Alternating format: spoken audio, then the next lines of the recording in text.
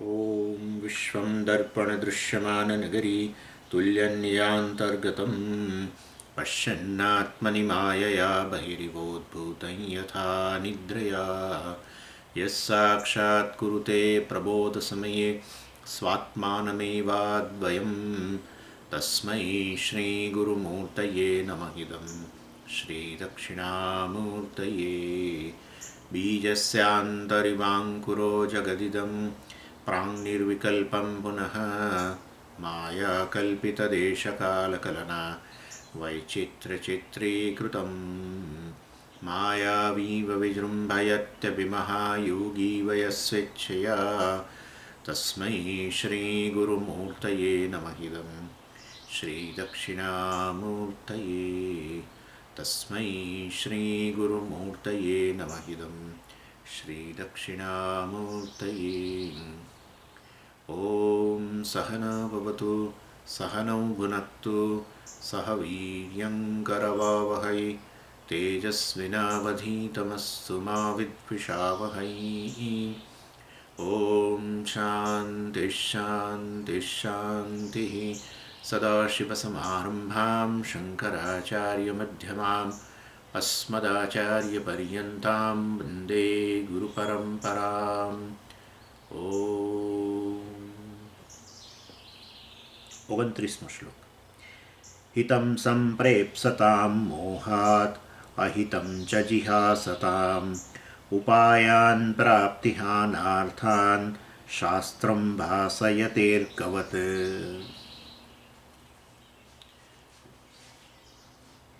એટલે સુરેશ્વરાચાર્યજીએ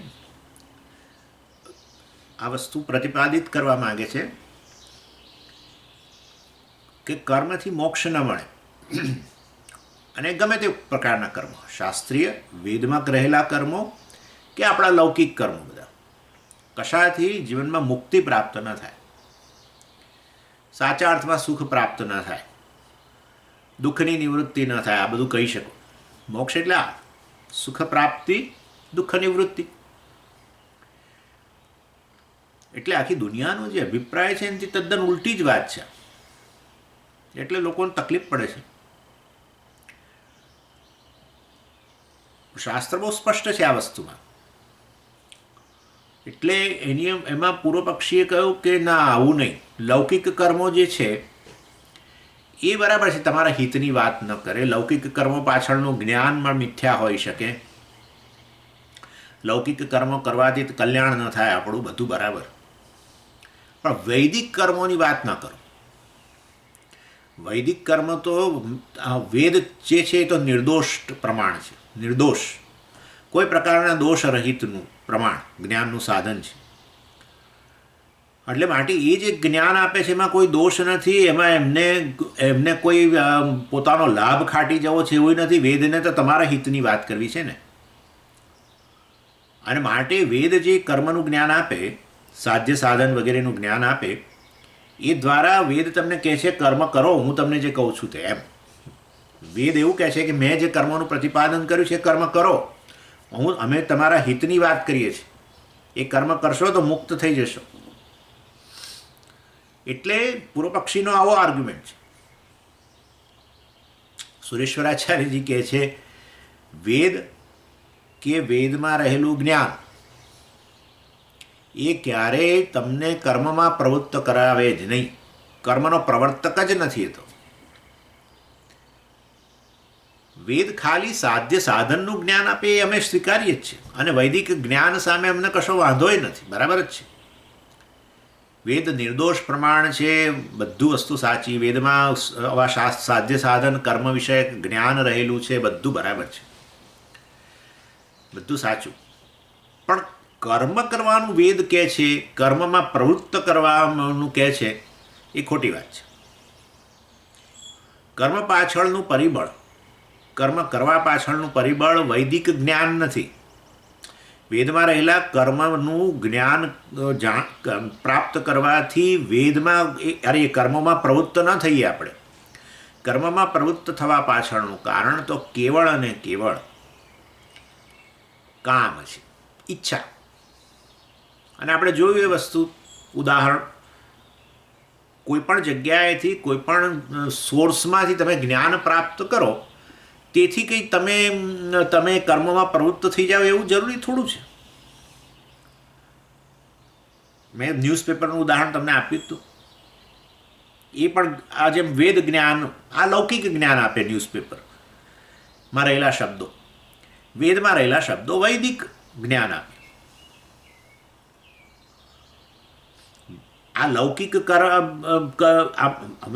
ન્યૂઝપેપરમાં રહેલા શબ્દો જે છે એ પણ સાધ્ય સાધનનું જ્ઞાન આપે. હા,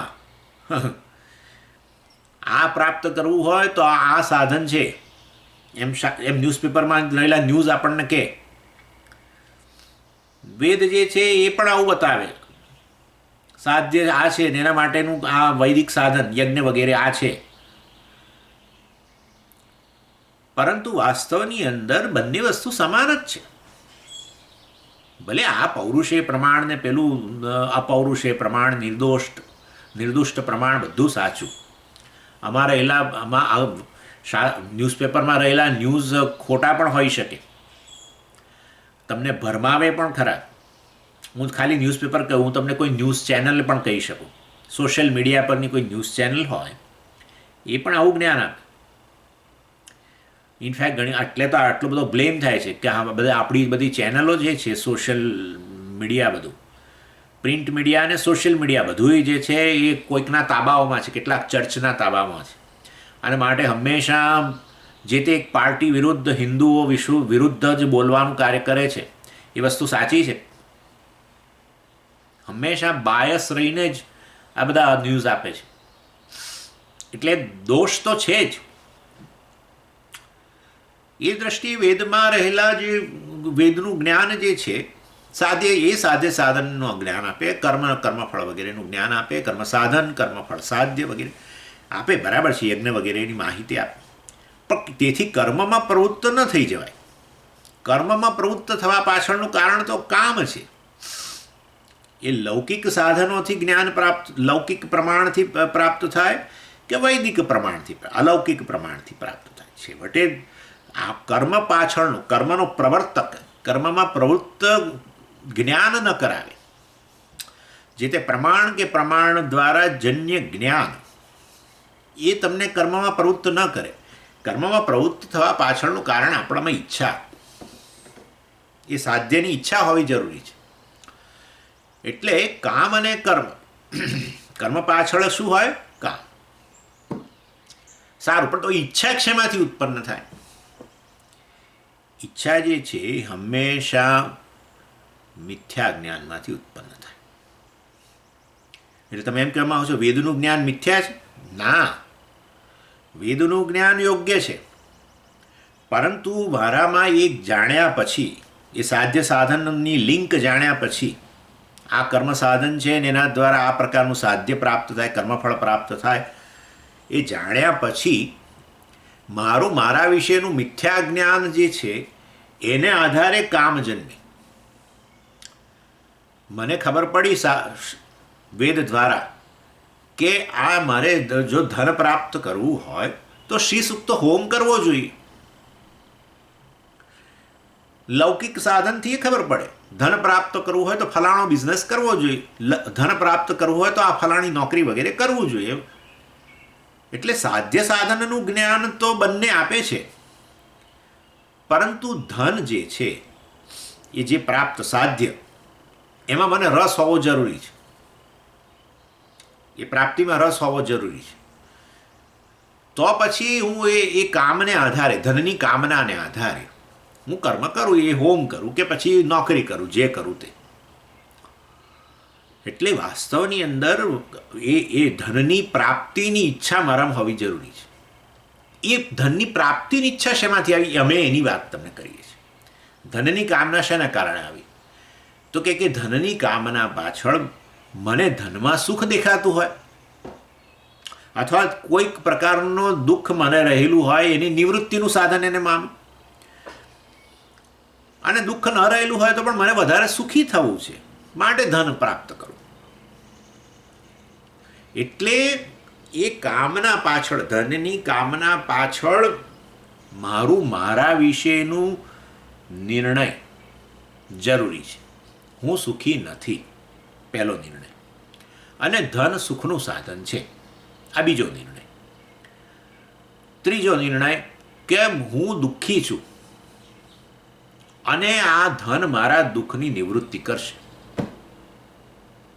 આ 4 નિર્ણયો જે છે મારા વિશેના ને જગત વિશેના, ધન વિશેના, એને આધારે મારામાં ઈચ્છા જન્મે ધનને સુખનું સાધન માનું કે દુઃખ નિવૃત્તિનું સાધન માનું, જે માનું તે. એને આધારે ધનની કામના જન્મે, એને આધારે ક્યાં તો શ્રી સૂક્ત હોમ કરું, ક્યાં પછી નોકરી વગેરે કરું અને ધન પ્રાપ્ત કરું. એટલે કર્મ માટે જવાબદાર કામના, કામના માટે જવાબદાર મારા વિશેનો નિર્ણય. વેદ તો સાધ્ય સાધનનું જ્ઞાન આપે કે આ કર્મ અને આ ધન સાધ્ય અને આ શ્રી સૂક્ત હોમ એનું સાધન. પણ ધનમાં રસ હોવો જરૂરી છે. ધનની કામના ઉત્પન્ન થાય તો પછી હું એ સાધ્ય સાધનનું જ્ઞાન જે પ્રાપ્ત કર્યું છે એના આધારે કર્મ કરું, એ બરાબર છે. પણ ધનની કામના કેમ જન્મી? તો મારા વિશેનો નિર્ણય અને ધન વિશેનો નિર્ણય બંને જવાબદાર છે. અને આ જે છે, આ જ્ઞાન મારા વિશેનો નિર્ણય એ મિથ્યા જ્ઞાન છે. અમે વેદમાં રહેલા જ્ઞાનને મિથ્યા નથી કહેતા. તમને તકલીફ એટલે પડે છે, તમારો ચહેરો લાલચોળ થઈ ગયો છે, એ મીમાંસક અમે સમજી શકીએ છીએ. હું એને મિથ્યા જ્ઞાન નથી કહેતો, હું મારા વિશેના મિથ્યા જ્ઞાનની વાત કરું છું, આત્મા વિશેના મિથ્યા જ્ઞાનની વાત કરું છું. એમાંથી જ કામના જન્મે. અને કામના જન્મે તો પછી હું આ વેદમાં રહેલું જ્ઞાન છે, સાધ્ય સાધનનું જ્ઞાન જે મેં પ્રાપ્ત કર્યું છે, કર્મ વિષયક જ્ઞાન પ્રાપ્ત કર્યું છે, એના આધારે હું કર્મ કરું. એટલે પ્રવર્તક વસ્તુ મારા વિશેનું મિથ્યા જ્ઞાન છે.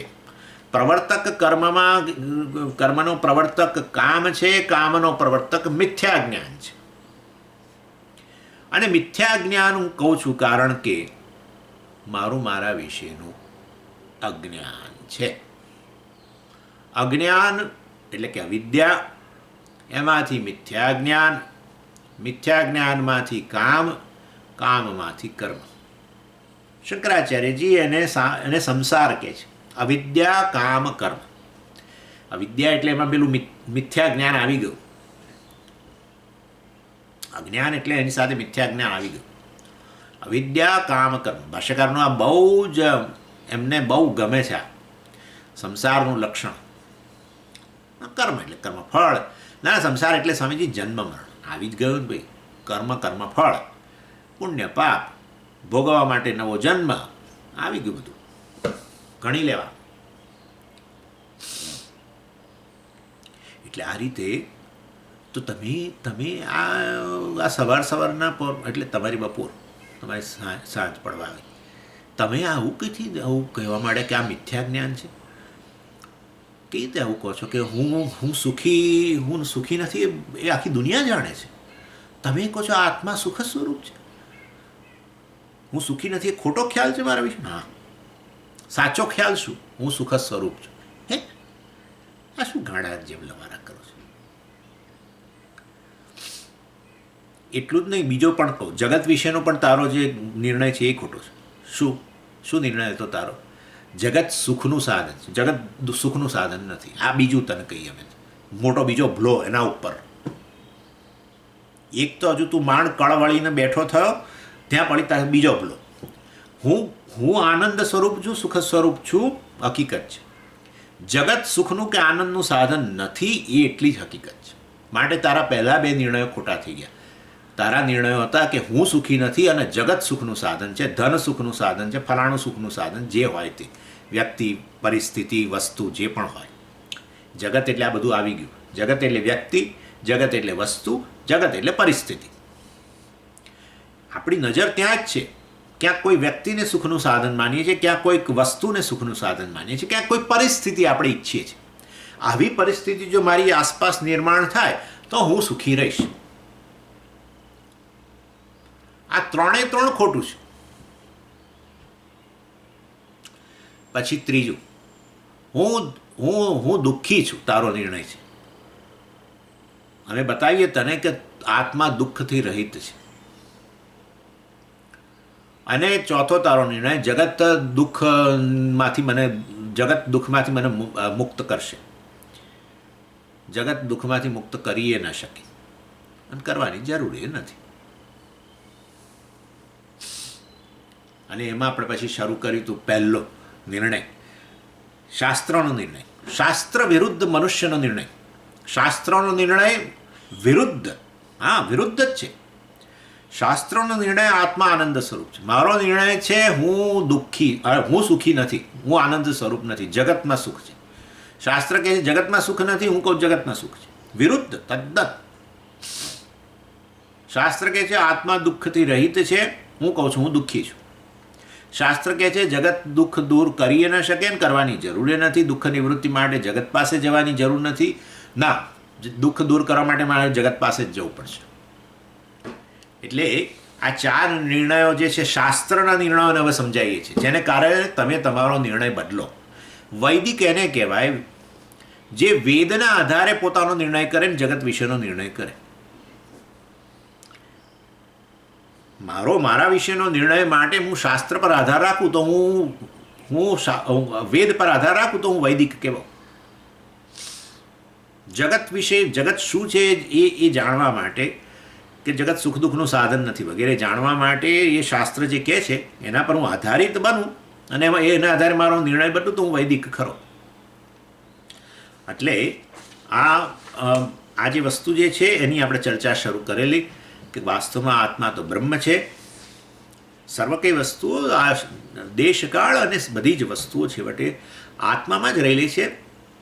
આત્માનો જ વિષય બને છે, આત્માના જ જ્ઞાનનો વિષય બને છે ને આત્માથી અભિન્ન છે. પાછી આવું છે, આત્મામાંથી જ આવેલી છે, આત્માના જ્ઞાનનો વિષય બને છે અને આત્મામાં જ સ્થિત છે. બધું દેશકાળ અને વસ્તુ કોઈનું સ્વતંત્ર અસ્તિત્વ જ નથી આત્માથી અન્ય, બધું આત્મામાં જ છે. અને માટે જો દેશ એટલે કે આ સ્પેસ, અવકાશનું અસ્તિત્વ આત્માથી સિદ્ધ થાય છે, માટે અવકાશ આત્મામાં છે. અને માટે આત્મા વાસ્તવમાં અનંત છે.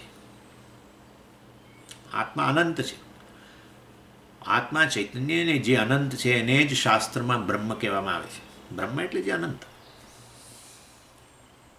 આત્મા બ્રહ્મ છે, અનંત છે. અને માટે એ અનંત આત્મા જે છે એનો જ કોઈક વિશેષ ક્ષણમાં અનુભવ થવો, એ પૂર્ણતાનો, એને જ સુખ કહેવાય છે. સુખ કોઈ બીજી વસ્તુ છે જ નહીં. સુખ એટલે આપણા જ સ્વરૂપનો આપણને અનુભવ, આપણી જ પૂર્ણતાનો આપણને અનુભવ થાય. જ્યારે ઉણપ ન લાગે ત્યારે આપણે દુઃખમાંથી મુક્ત થઈએ, જે તો બધાય જાણે છે. કોઈ પ્રકારની ઉણપ ન લાગે મને, મારામાં, ત્યારે આનંદ જ હોય. અને માટે પૂર્ણતા જે છે એ તો આપણો સ્વભાવ છે, આનંદ આપણો સ્વભાવ છે, વગેરે વગેરે. ના ફલાણું તો એટલે એ થાય છે શું, પણ એક ક્ષણમાં જ્યારે મારી પૂર્ણતાનો અનુભવ થાય ત્યારે શું થાય છે? બસ એક જ વસ્તુ થાય છે મનની અંદર, હું અધૂરો છું, ઊણો છું, મર્યાદિત છું, એ ખ્યાલ જતો રહે છે. બસ આટલું થાય છે. અને આ ખ્યાલ દૂર કરવાની શક્તિ એ પરમેશ્વરે મૂકેલી છે. એને અપોહનમ કહેવામાં આવે છે. અપોહનમ એટલે ભૂલી જવું, દૂર થઈ જવું. સારું જ છે. આપણે કોઈ પણ પ્રકારની વિચાર કરતા હોઈએ મનની અંદર, બધા વિચારો, એ વિચાર, આખી થિંકિંગ પ્રોસેસ, વિચારની પ્રક્રિયા જ આખી જતી રહે, જાય છે જ નહીં. તો બહુ ન થાય, જાય તો શું થાય? કલ્પના કરો, મને અત્યારે તમે બધાને હું જોઈ રહ્યો છું અને એનો વિચાર મનમાં આવે, બરાબર? મનમાં એની વૃત્તિ ઉત્પન્ન થઈ, તમે બધા સામે છો અને હવે એ ટકી ગઈ, સમજો, ચોંટી ગઈ, પતી ગયો, આગળ જીવન જ ન ચાલે. દાખલા તરીકે મારે બહાર જવું, હમણાં 12 વાગે,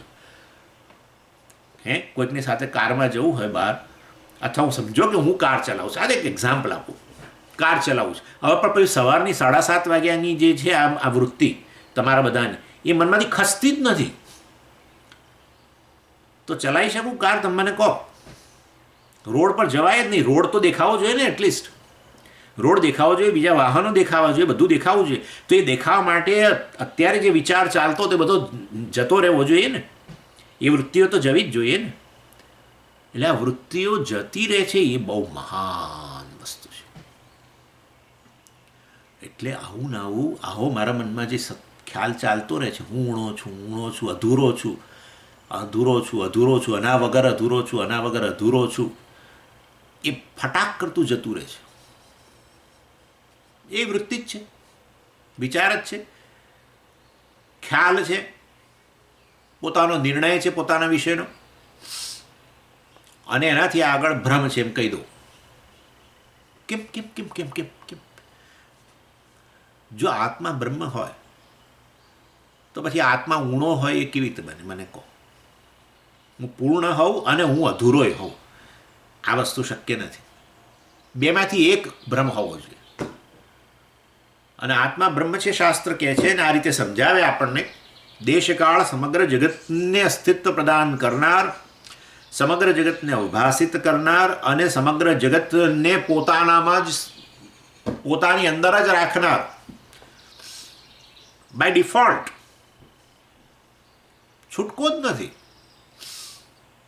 જળ તરંગ જે છે જળમાં જ હોય. તરંગને કોઈ સ્વતંત્રતા જ નથી જળની બહાર જવાની. કોઈ પણ ઘરેણાને સોનાથી બહાર જવાની સ્વતંત્રતા છે જ નહીં. આવું છે સમગ્ર નામરૂપાત્મક જગત, અવકાશથી માંડીને બધી જ વસ્તુઓ, કાળ. કારણ કે બધાનું અસ્તિત્વ, તમે વિચાર કરો કે ચેતન વગર કશાનું અસ્તિત્વ સિદ્ધ જ નથી થઈ શકતું. ઇનફેક્ટ બધાનું અસ્તિત્વ એ ચેતનનું અસ્તિત્વ છે. બધામાં રહેલું છે પણ એ જ બ્રહ્મ છે, એ જ આ તમે છો, એ જ આત્મા છે. જો એનું છે પણ એનું અસ્તિત્વ અને તમારું અસ્તિત્વ સ્વતંત્ર હોય તો પછી વાસ્તવની અંદર એ સ્વતંત્ર છે એવું કહેવાય. પરંતુ ચેતન વગર દેશનું કે કાળનું કશાનું અસ્તિત્વ સિદ્ધ કરી આપો. તમે ન બોલો કે હું ચેતન છું, કે તમે આવી વૃત્તિ ઉત્પન્ન ન કરો કે હું ચેતન છું, તો પણ કંઈ પણ વસ્તુ છે આપોઆપ જ સિદ્ધ કરે છે હું છું. એ હું ચેતન વગર દેશ છે એવું ન કહી શકાય. હું ચેતન વગર વાસ્તવમાં કાળ છે એવું સિદ્ધ ન કરી શકાય. હું ચેતન વગર આ વૃક્ષ સામે છે સિદ્ધ ન કરી શકાય. વૃક્ષ છે, ચૈતન્ય છે. દેશ છે, ચૈતન્ય છે. કાળ છે, ચૈતન્ય છે. ચૈતન્યના અંતર્ગત જ છે. જેમ કહું તરંગ છે, મારે આગળ બોલવાની જરૂર નથી કે જળ છે. બોલું કે ના બોલું, તરંગનું અસ્તિત્વ જળને જ આભારી છે. એ તમને કહેવાની જરૂર જ નથી. ઘરેણું છે, વીંટી છે, સોનું છે જ, એ કહેવાની જરૂર નથી. એનીવે, એટલે આ રીતે ચેતન જે છે વાસ્તવમાં બ્રહ્મ છે, કારણ પૂર્ણ છે. તો હું પૂર્ણ છું, સાથે સાથે વાસ્તવની અંદર હું અધૂરો છું. બંને ન શક્ય. એક ભ્રમ છે અને તો પછી હું અધૂરો છું, ભ્રમ છે. એ અધૂરો છું એ જે ખ્યાલ મારા મનનો જે છે એ છૂટી જાય ત્યારે તમારી જ પૂર્ણતા પ્રગટ થાય. કોઈ ઈચ્છા પૂરી કરવાની જરૂર નથી. તમારી આખી ઈચ્છાઓનું લિસ્ટ એમનું એમ હશે. એકે પૂરી થયા વગરની ઈચ્છાઓ 60, 70, 80, 90, 100, 2000 જેટલી હશે એટલી એમની એમ હશે. એકે ઈચ્છા પૂરી નહીં થઈ હોય તોય તમે એકદમ કોઈક જોક કે ફાટલીને હસી પડો છો, હા કરી. હા, ઈચ્છા પૂરી કરું તો હું આનંદમાં આવું, એ ભ્રમ તમે આપોઆપ જ દૂર કરી શકો છો. આ સમજો, આ વસ્તુ હું આજ રિપીટ કર્યા જ કરું છું. આ વસ્તુ આ જ પુરુષાર્થ છે. હું તો કહું છું મોક્ષ પુરુષાર્થ જ નથી. રિયલી સત્યમ જ્ઞાનમ અનંતમ બ્રહ્મ, એ હું છું એ પુરુષાર્થ છે. બ્રહ્મને જાણું. શેના માટે પુરુષાર્થ? પુરુષાર્થ સુખ છે. મનુષ્યના જીવનનો પુરુષાર્થ સુખ છે યાર, બ્રહ્મ નથી, મોક્ષે નથી. તો આપણે સમજાવીએ કે મોક્ષ એટલે આ, એ વસ્તુ જુદી છે. પણ હું જ્યારે કહું કે સુખ એટલા માટે તો આ લોકો કહે છે જે અનંત છે એ જ આનંદ છે. સચ્ચિદાનંદ કહો, સત્યમ જ્ઞાનમ અનંતમ કહો, સત્યમ જ્ઞાનમ અનંતમ બ્રહ્મ પુરુષાર્થ, બ્રહ્મને જાણવું પુરુષાર્થ છે, હું બ્રહ્મ છું વગેરે, એ કંઈ બહુ બેસતું નથી. પણ આનંદ છું એ વસ્તુ કંઈક બેસે છે, કારણ કે એ તો મારા જીવનનો પુરુષાર્થ ગણું છું. એનીવે, એટલે કહેવાનો આશય છે ઈચ્છા પૂરી કરવી જરૂરી નથી સુખી થવા માટે. એ તો તમારો પોતાનો અનુભવ છે. કોઈક વસ્તુ જુઓ ને એકદમ તમે એકદમ એવા ખુશખુશાલ થઈ જાઓ, બધી ઈચ્છાઓ હજુ બાકી છે, પૂરી નથી થઈ, માટે બધી ઈચ્છાઓ પૂરી થશે પછી હું સુખી થઈશ, ખોટી વસ્તુ છે. એક ઈચ્છા પૂરી થાય તો પણ સુખી થાવ એવું એ નથી. હા, કોઈકને ઘર લેવું હતું, કેટલા વખતથી ચાલતું હતું, પતિ પત્ની અંદરો અંદર ચર્ચા કર્યા જ કરતા હતા, ઘર લઈએ ઘર લઈએ ઘર લઈએ ઘર લઈએ. પેલા કહે છે, પતિ કહે છે જવા દો ને, હવે આપણે 2 જણા છીએ ને આમને તેમને, હવે શું મોટું નથી લેવું. પછી બધી બહુ માથાકૂટો આ બધું, પછી આમ ના લે ને પછી પસ્તાય. હે ને, ઘણું વાર આવું બને છે. વસ્તુ લઈએ ને પસ્તાઈએ. કેટલી વાર લોકો મોબાઈલ લઈને પસ્તાય, અરે રે અમે આ ક્યાં મોબાઈલ લીધો, થોડા વખત રાહ જોઈ હતો, પછી આ મોડેલ આવ્યું, કેટલું સરસ, એના કરતાં સારું, આટલું સસ્તું, ફલાણું ઢીકણું. લોકો ભલભલી વસ્તુઓની ઈચ્છા રાખે, પૂરી કરે ને પછી પસ્તાય. ઈચ્છા પૂરી થાય માટે સુખી થવું એવો કોઈ નિયમ જ નથી. ઈચ્છા ન પૂરી કરી હોય પણ ને છતાંય આનંદ આવ્યો હોય એવું એ બન્યું છે. માટે પહેલો કાપી નાખો. ઈચ્છા પૂરી કરીએ, એક ઈચ્છા પૂરી થઈ અને નવી ઈચ્છાનો જન્મ થાય, એની વચ્ચે હંમેશા સુખ રહેલું છે. કોઈ નિયમ નથી. સુખનો સોર્સ કોઈ બીજો જ છે, ઈચ્છા પૂરી કરવી નહીં. પછી એનાથી આગળ એટલે પ્રશ્ન, જો હું આનંદ સ્વરૂપ હોઉં, એવો ઠાવકા મોઢું લઈને કે હું આનંદ સ્વરૂપ હોઉં તો મને હંમેશા આનંદનો અનુભવ કેમ ન થવો જોઈએ? પ્રશ્ન જ ખોટો છે. પ્રશ્ન જ ખોટો છે. આનંદ એટલે પૂર્ણતાનો અનુભવ, અને પૂર્ણ વસ્તુ ક્યાં જવાની છે મને કહો? પૂર્ણ વસ્તુ ક્યાં જાય? અને હું પૂર્ણ હોઉં તો પૂર્ણતા એ ક્યાં જતી રહે? એટલે વાસ્તવની અંદર ખાલી મારા વિશેનો જે ભ્રમ છે, હું અધૂરો છું, એ છૂટી જાય. એના માટે નિમિત્ત વસ્તુ બને, જરૂર બને, કોઈ વ્યક્તિ બને, કોઈ પરિસ્થિતિ બને, પણ એ પરિસ્થિતિની અંદર તમારા વિશેનો આ ભ્રમ જ કહું છું, કારણ કે ભ્રમ જ છૂટી શકે. એ જો સાચી વસ્તુ હોય તો ન જ જઈ શકે. હું અધૂરો છું જો ખરેખર હકીકત હોય તો એ અધૂરા પર જાય જ નહીં, પણ જાય છે ત્યારે તમારી જ પેલી પૂર્ણતા છતી થાય છે. એટલે વાસ્તવની અંદર હું ક્યારેક જ સુખી હોઉં છું, માટે સુખ મારું સ્વરૂપ ન હોઈ શકે. જો હું સુખ સ્વરૂપ હોઉં તો હંમેશા મને સુખનો અનુભવ થવો જોઈએ.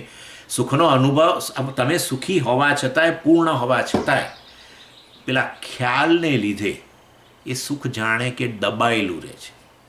જવાનું તો ક્યાંય નથી, પૂર્ણતા ક્યાંથી જઈ પણ ન શકે. આ તો કોમન સેન્સનો સવાલ છે. કોમન સેન્સનો સવાલ છે. પૂર્ણતા એટલે અનંતતા, કે એ ક્યાં જાય? જાય ક્યાં? જ્યાં ન હોય ત્યાં જાય.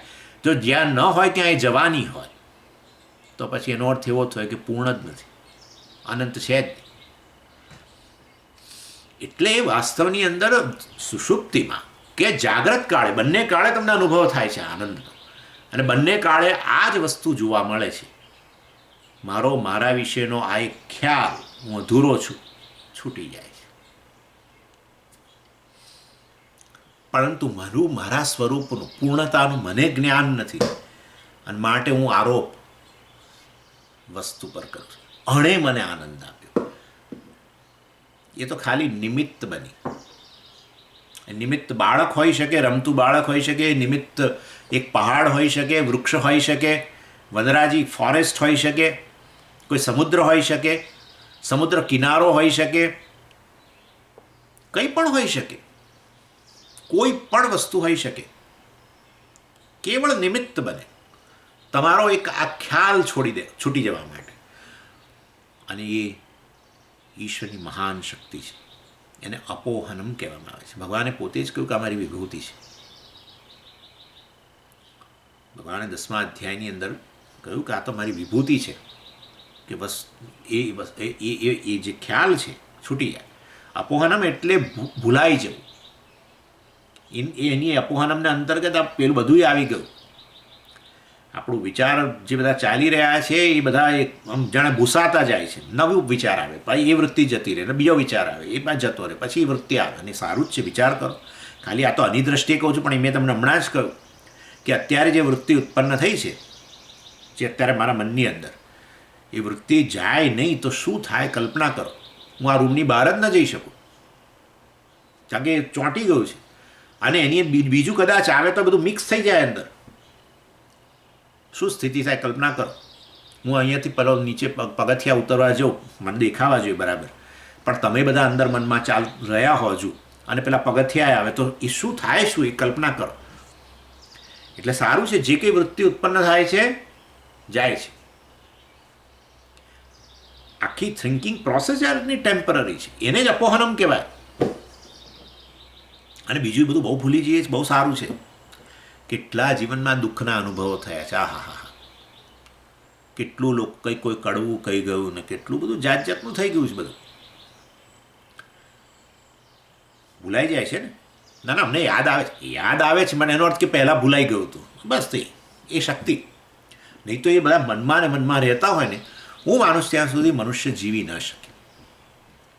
આપણના જીવનના જે દુઃખના અનુભવો જે છે એ થયા પછી થોડાક સમયમાં જો એમ ભૂલાઈ ન જતા હોય તો આપણે જીવી જ ન શકીએ.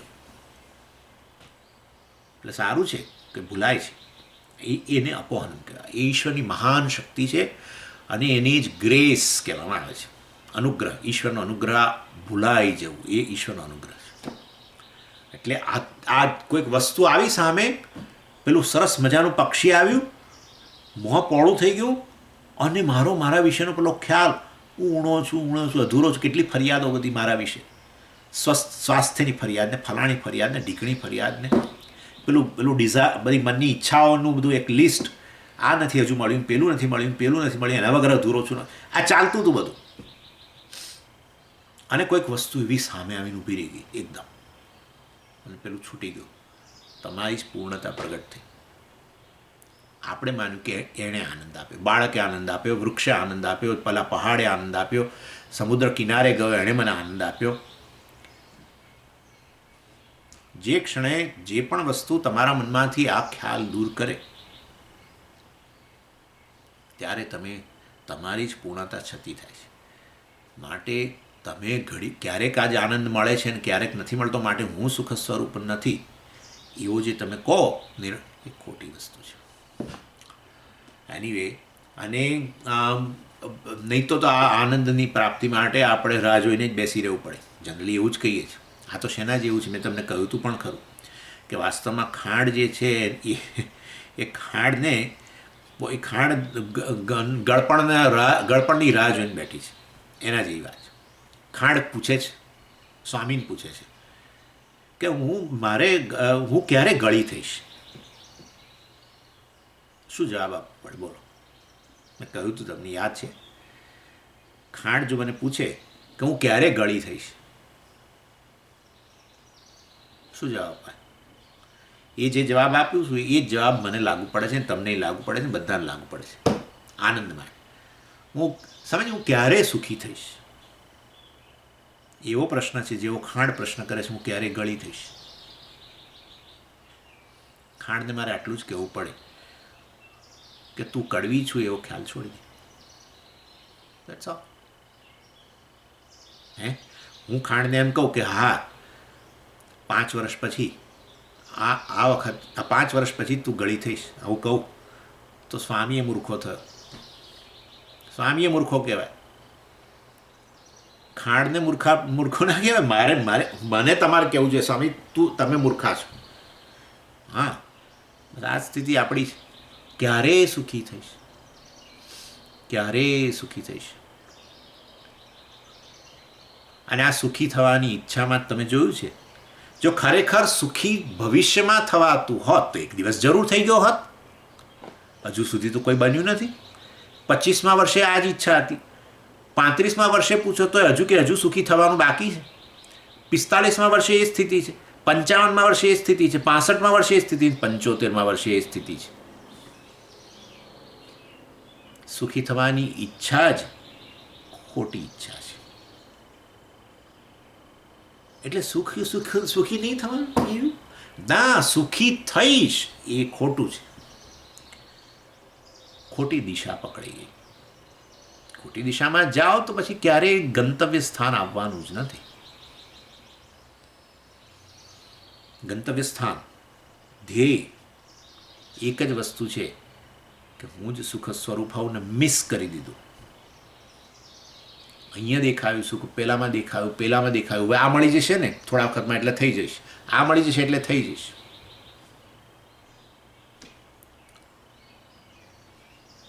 એટલે આ હું મારા વિશેનો, જેમ ખાંડને મેં કહ્યું કે તું કડવી છું, હું કડવી છું, એ પ્રકારનો ખ્યાલ છોડી દે, બસ પતી ગયો. તારું સ્વરૂપ જ છે ગળપણ. એવી ને એવી રીતે વાસ્તવની અંદર બધા જ જગતના કોઈ પણ પદાર્થો ઈચ્છિત કે ઈચ્છિત ન પણ હોય, તમે જઈ રહ્યા હો રસ્તા પર અને એકદમ જ તમને સૂર્યોદયના દર્શન, સૂર્યાસ્તના દર્શન થઈ ગયા કોઈ પહાડની પાછળથી. હવે આવી તો કોઈ તમે ઈચ્છા કરી જ નથી, તમે આવી ઈચ્છા કરીને ઘરમાંથી નીકળ્યા નહોતા, પણ એકદમ જ તમને આમ આનંદ થઈ ગયો જોઈ. એટલે મેં તમને કહી દીધું કે ઈચ્છાનો વિષય પ્રાપ્ત થાય માટે સુખી થઈ એવો કોઈ નિયમ જ નથી. ઈચ્છા પૂરી ન કરી હોય ને છતાંય કોઈક એ વિષય સામે આવી જાય અને એનો અનુભવ કરતા આવી સ્થિતિ આવી જતી હોય છે. એ બતાવે છે કે વાસ્તવમાં મારી જ પૂર્ણતા અભિવ્યક્ત થાય છે. પેલો ખ્યાલ છૂટી જાય છે ક્ષણ માટે કે હું અધૂરો છું વગેરે. પણ એવો ખ્યાલ કેમ જન્મ્યો છે એની તો ચર્ચા છે. આખું વેદાંત શાસ્ત્ર એના માટે જ તો છે. હું અધૂરો છું, ઊણો છું, એ ખ્યાલ કેવી રીતે જન્મ્યો છે એ તો આખી ચર્ચા છે.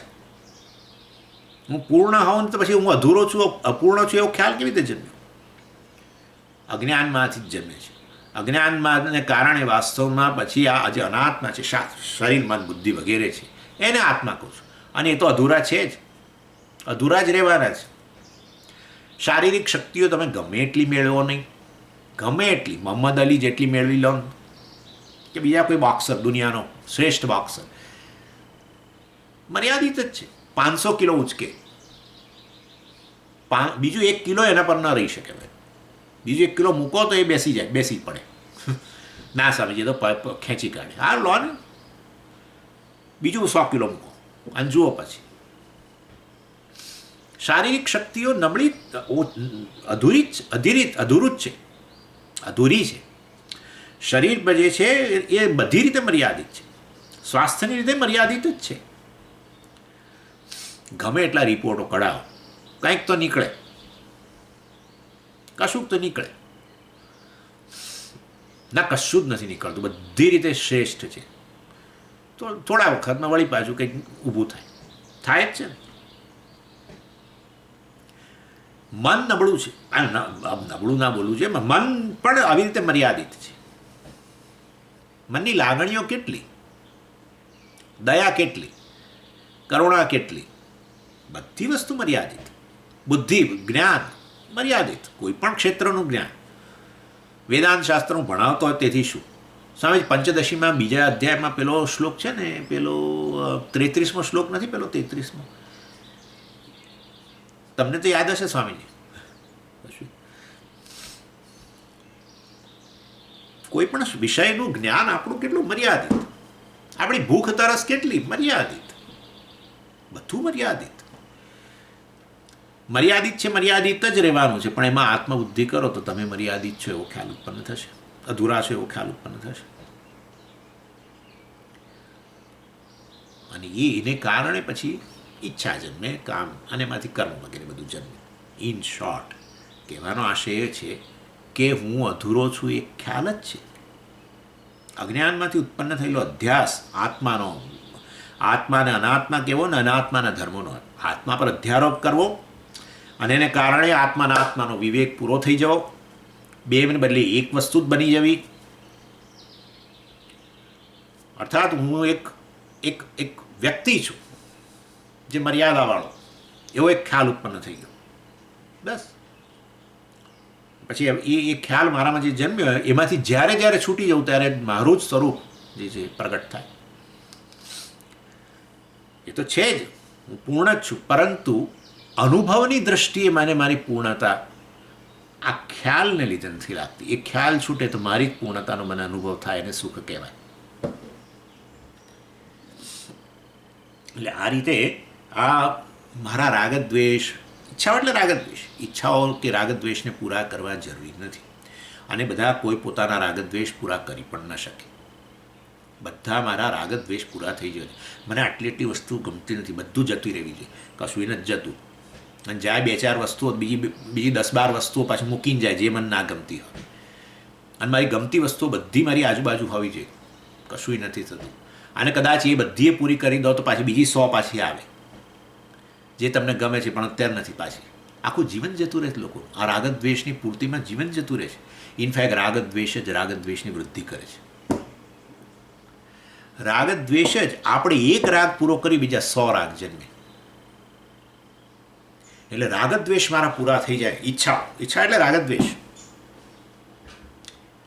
રાગ એક ઈચ્છા જ છે, કશુંક પ્રાપ્ત કરવાની, કશુંક જાળવી રાખવાની ઈચ્છા છે. દ્વેષ એટલે જ કશુંકની નિવૃત્ત કરી દેવું છે, અથવા કશીક વસ્તુ દૂર જ છે પણ એને દૂર જ રાખવી છે, એ ઈચ્છા છે, એનો દ્વેષ કહેવાય. આ રાગદ્વેષ જે છે એને હું પૂરા કરું તો એ બીજા નવા રાગદ્વેષને જન્મ આપે છે. લિસ્ટ બહુ મોટું છે, અનંત લિસ્ટ છે. એક વસ્તુ તમે એકવાર ખાઓ અને તમને ભાવી, આ તો બહુ સરસ છે, તમે જોજો એમાંથી પછી બીજી ઈચ્છાઓ જન્મશે. હવે એને આની સાથે ખાવી જોઈએ, અથવા આની અંદર આમ ઉમેરીને ખાવું જોઈએ, હવે આ રીતે કરો. અને રાગદ્વેષ પૂરા કરવાનો જ આપણું જીવન છે. અજ્ઞાનીનું જીવન એટલે રાગદ્વેષની પૂર્તિ કરવાનું જીવન. એમાં જ એને પોતાની જાતને સફળ માને છે. જેટલા મારી ઈચ્છાઓ હોય એ હું પૂરી કરું તો હું સફળ છું. આ તો ભૌતિકવાદનો નિયમ છે. ભૌતિકવાદ એટલે આ, મારી જે ઈચ્છાઓ છે એ હું પૂરી કરું તો હું સફળ. અને 30 વર્ષ, 40 વર્ષ, 50 વર્ષ સુધી સતત રાગદ્વેષની પૂર્તિ કરતા રહે તો હવે જીવનના અંતે રાગદ્વેષમાંથી નિવૃત્ત થઈ જવો જોઈએ. થતો નથી. હવે એવી સ્થિતિ છે, વૃદ્ધની સ્થિતિ બહુ ખરાબ છે.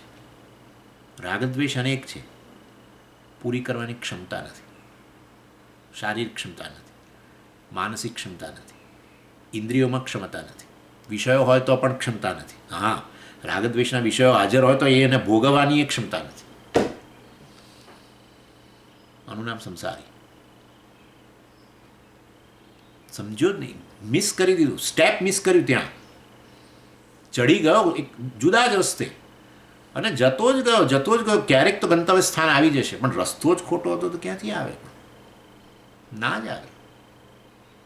ના હવે પાછા વળવાનો ચાન્સ નહોતો. 300-400 માઇલ નીકળી ગયો, 500 માઇલ. જીવનની સંધ્યા આવી ગઈ, પતી ગયું. હવે વળવું છે પણ શક્તિઓ નથી. હવે પેટ્રોલ જ નથી રહ્યું અંદર, બધું ખલાસ થઈ ગયું કારમાં. હવે ખબર પડી, હો પેલા રસ્તે જવાનું હતું તો પણ હવે પેટ્રોલ નથી અંદર. ઇન શોર્ટ, એટલે રાગદ્વેષની પૂર્તિ કરવી એનાથી હું સુખી થઈ જઈશ એવો કોઈ નિયમ નથી. અને મારા રાગદ્વેષનું લિસ્ટ પણ એમનું એમ પડ્યું હોય ને છતાંય હું આનંદ જીવનમાં કેટલીય વાર થાય છે મને. કયા રાગદ્વેષ સુષુપ્તિમાં પૂરા કરો છો? કયો તમારો ઈચ્છાનો વિષય તમારી નજીક હોય છે, કે કયો દ્વેષનો વિષય તમારાથી દૂર હોય છે? ઘણી વાર તો એવું બને જેના માટે દ્વેષ છે એ અહીં બાજુના રૂમમાં સૂતો હોય અથવા એ રૂમમાં સૂતું હોય, એવું એ બને. કયા રાગદ્વેષ પૂરા કરો છો? રોજ જે ઊંઘી જાઓ ને આનંદ જે આવે છે ત્યારે કોઈ નહીં. અને જાગ્રત કાળે બધા રાગદ્વેષ હાજર છે, એકે હજુ પૂરા ન થયા હોય ને તોય આનંદની ક્ષણો તો કેટલી આવે છે જીવનમાં. હા કરીને એકદમ હસી પડો છો.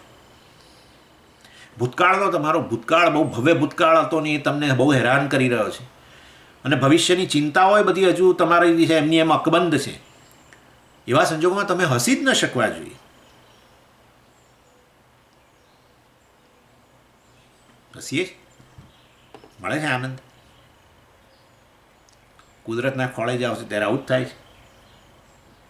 જે પણ વિષય તમારામાં હું ઊણો છું એ ખ્યાલ ઉત્પન્ન ન કરે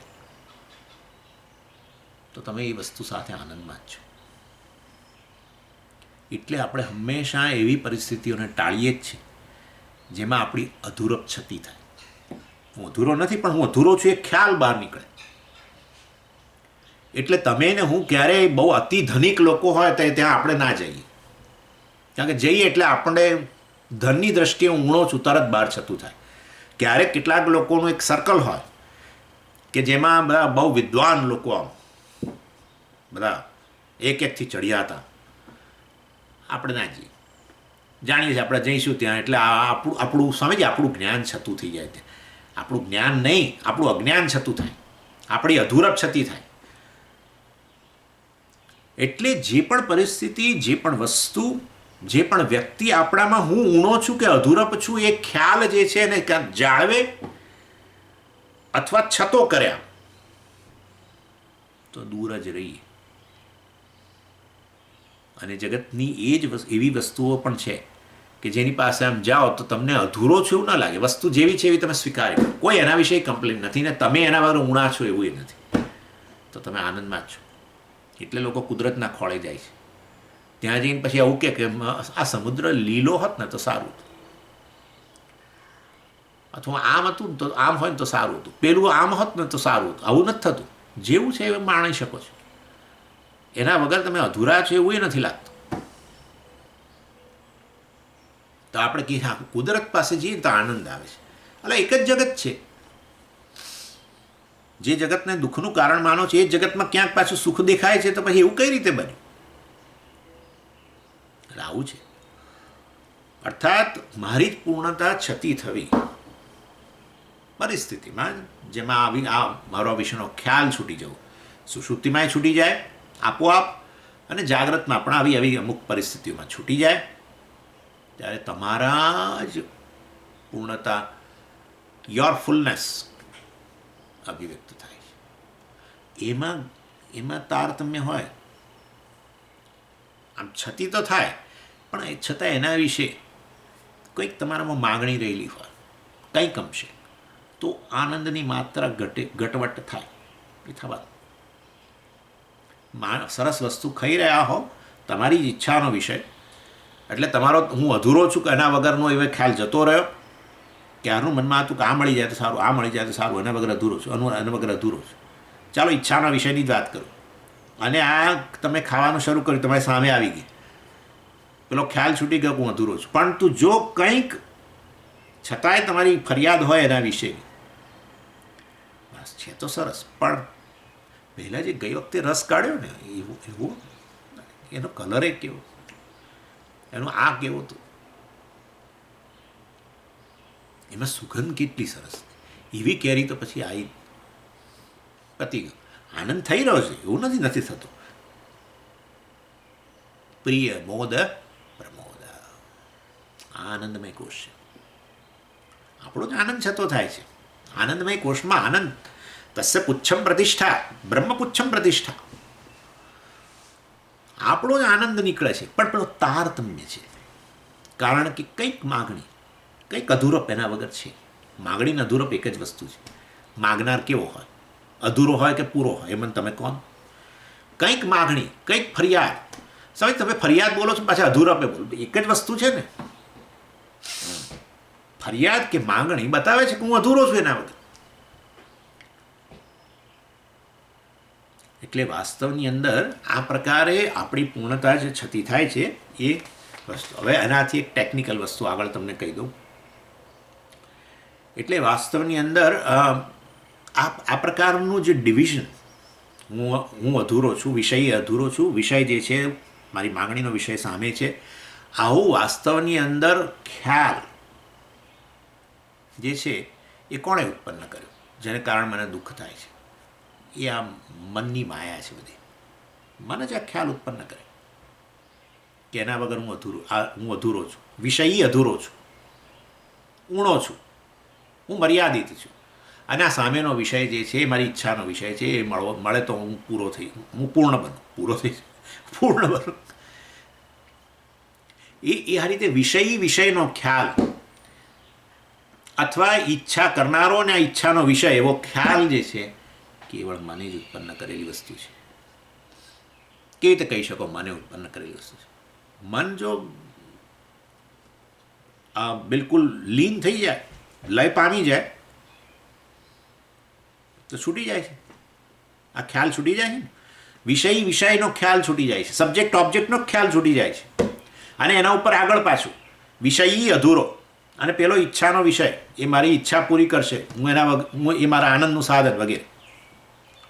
આ ખ્યાલ બધું મનની કરામત. મન લય પામી ગયું તો આ બધું જ લય પામી ગયું. સુષુપ્તિમાં બધું જતું રહ્યું. વિષય ખ્યાલ જ જતો રહ્યો. પછી એના પર આગળ વધારે પાછું શું વિષય અધૂરો વગેરે. અને વિષય જે છે અર્થાત હું ઊણો છું એ પ્રકારનો ખ્યાલ, સબ્જેક્ટ, અને આ મારી ઈચ્છાનો વિષય, એ પણ છૂટી જાય. બંને છૂટી જાય. કશું પૂરું કોઈ ઈચ્છા પૂરી કર્યા વગર જો મન લય પામ્યું એની સાથે જ આ વસ્તુ જતી રહી, તમારી પૂર્ણતા છતી થઈ ગઈ. અને માટે 8 કલાક 9 કલાક કોઈ પણ વિષયના ઉપભોગ વગર, કોઈ પણ તમારા ડાયમેન્શન વગર તમારી પૂર્ણતા, તમારું કોઈ ડાયમેન્શન નથી સુષુપ્તિની અંદર. કોઈ હજુ સુધી કોઈ કહ્યું આવું કોઈ નીકળ્યું નથી કે સ્વામીજી ઊંઘમાં હું હતો જ નહીં. આવું હજુ સુધી કોઈએ નથી કહ્યું.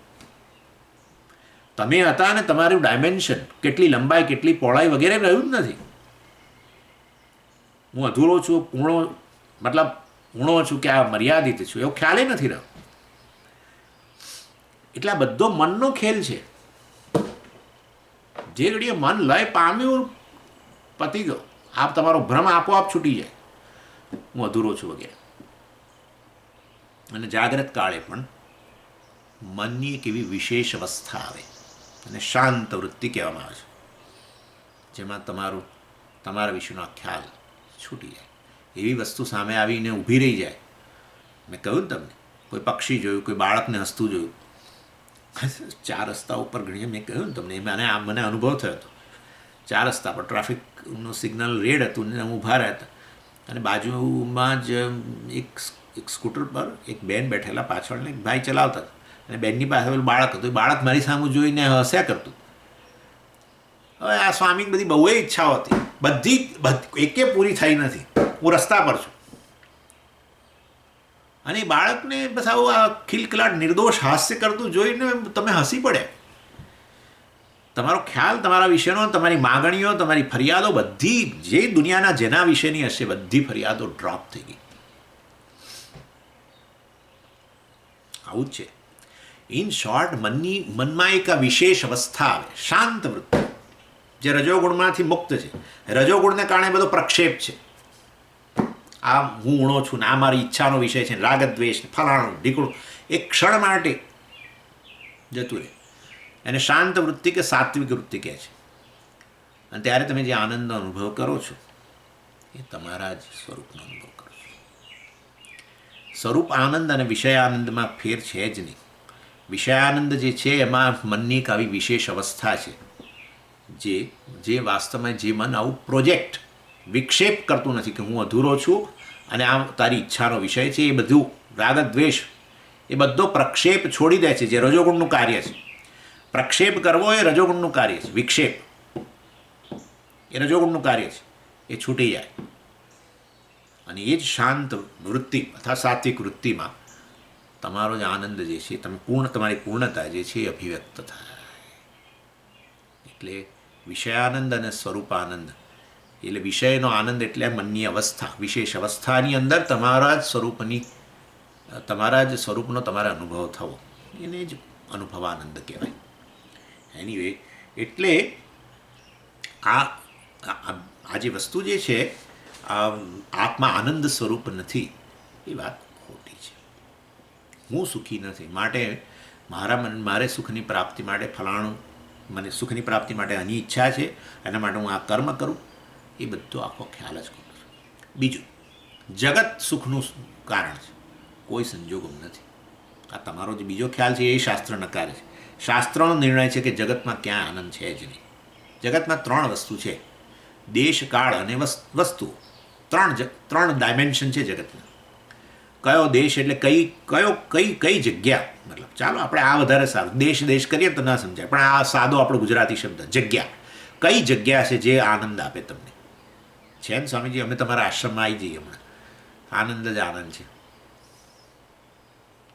અહીંયાથી આશ્રમમાંથી બહાર જનારા લોકો છે આનંદ માટે. હું સ્વામી પોતે જ, એટલે અહીંયા દુઃખ છે એવું નહીં, પણ એમ થાય કે ચલો અહીંયા આમ ફરી આવે ત્યાં ફરી આવે તો બધો આનંદ આવે. અરે પણ અહીંયા જ આનંદ છે સ્વામીજી, અમે બધા ત્યાં આવવા માગીએ છીએ, તમે ત્યાં અહીંથી બહાર જાઓ છો. કઈ જગ્યા છે મને બતાવો, એક જગ્યા બતાવો દુનિયાની અંદર, એક જગ્યા. સ્વામીજી સ્વિટ્ઝરલેન્ડ, રોન જાય સ્વિટ્ઝરલેન્ડમાં જઈને લો, લાવ તો વિસા અપાવો, અમે જતા રહીએ, જ્યાં જશો ને ત્યાંથી પાછા આવશો. એ જ તો કરીએ છીએ. વેકેશનની અંદર, વેકેશનમાં સ્વિટ્ઝરલેન્ડ જવા માટે આખું વર્ષ તનતોડ મહેનત કરીને કેટલા પૈસા બચાવ્યા ને ઓવર ટાઈમો કર્યા ને કેટલું કર્યું, અને ફરવા ગયા 20 દિવસ. પછી જેવા ઘરે આવ્યા તો કે આપણા ઘર જેવું ક્યાંય નહીં, આપણા ઘર જેવું ક્યાંય નહીં. કોઈ જગ્યા એવી નથી. સ્વિટ્ઝરલેન્ડમાં રહેનારા લોકો કેટલા દુઃખી જ પૂછી લો ચાલો. આ બીજું, બધા સ્વિટ્ઝરલેન્ડમાં, તમે સ્વિટ્ઝરલેન્ડ જગ્યા એવી છે જ્યાં બધાને આનંદ થાય, તો સ્વિટ્ઝરલેન્ડમાં રહેનારા લોકો તો સતત આનંદમાં હોવા જ જોઈએ. કોઈ જગ્યા નથી, નોટ અ સિંગલ પ્લેસ. કેવળ એ પ્રક્ષેપ પાછો ત્યાંય આજ અધ્યારોપ જ ચાલે છે, બધે અધ્યારોપ છે. અત્યારે મારી વાત નથી કરવી, પરંતુ એ પણ ખોટી વસ્તુ છે.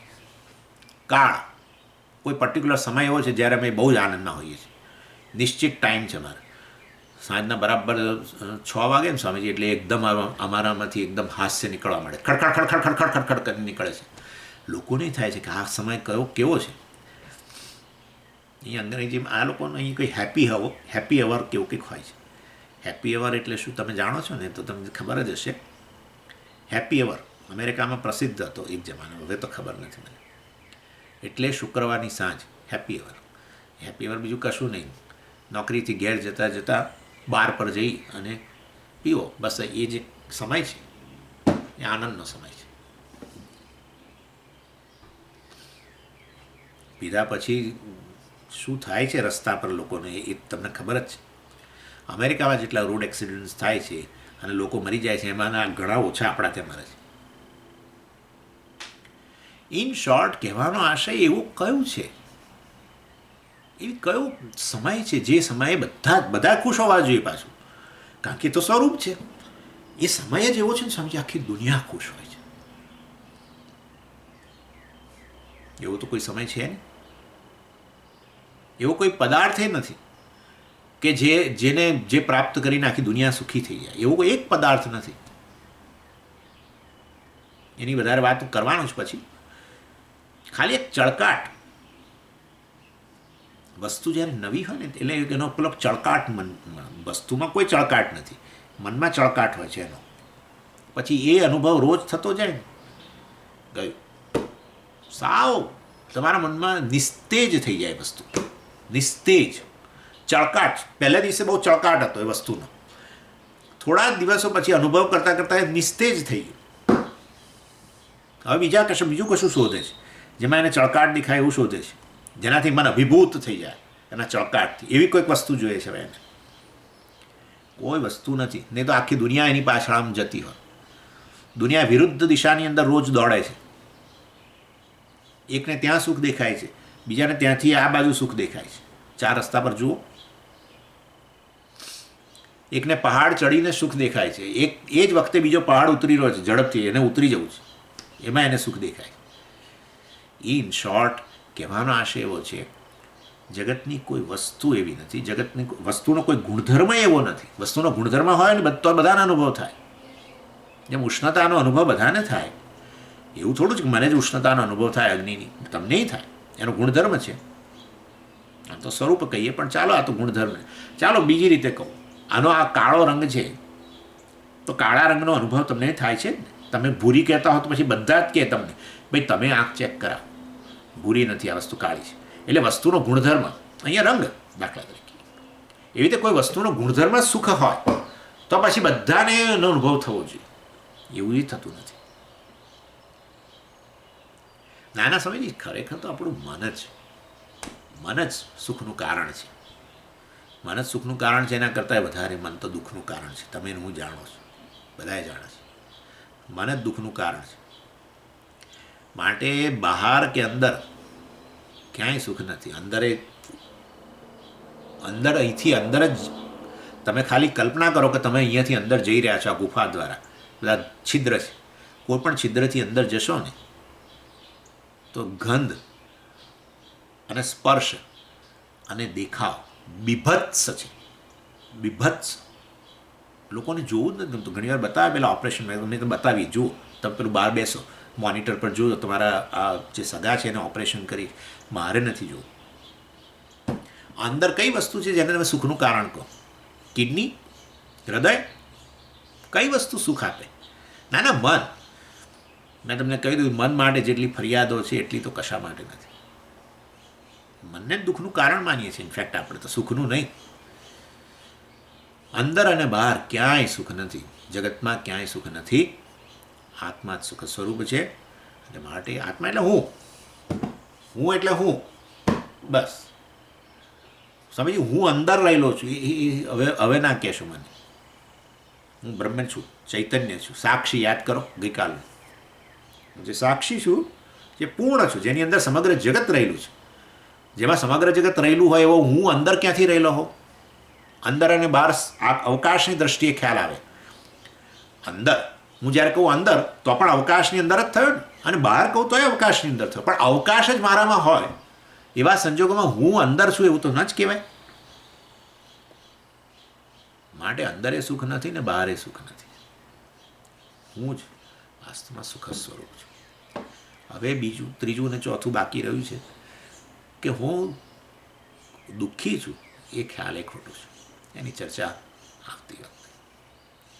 ઓમ પૂર્ણમદ પૂર્ણમિદમ પૂર્ણાત પૂર્ણમુદચ્યતે પૂર્ણસ્ય પૂર્ણમાદાય પૂર્ણમેવાવશિષ્યતે.